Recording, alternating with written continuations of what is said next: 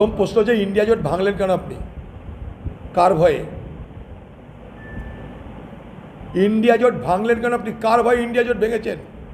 Aurobindo Kejriwal India জোট ভাঙেনি, Hemant Soren India জোট ভাঙেনি, তাই তাদের জেলে যেতে হয়েছে।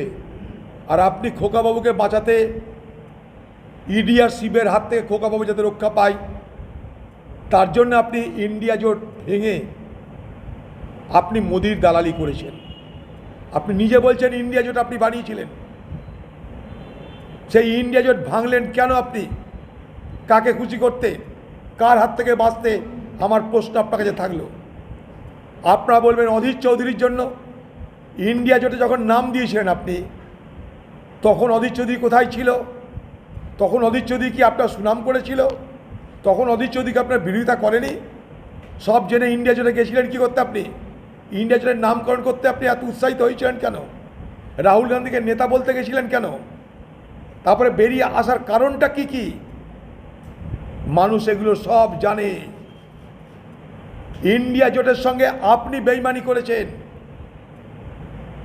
অরবিন্দ কেজরিওয়াল করেনি, হেমন্ত সোরেন করেনি, তাই তাদের স্থান জেলে হয়েছে। আর আপনি দালালি করেছেন বলে আপনার স্থান জেলের বাইরে হয়েছে, খোকাবাবুর স্থান জেলের বাইরে হয়েছে। ভাই একজন সব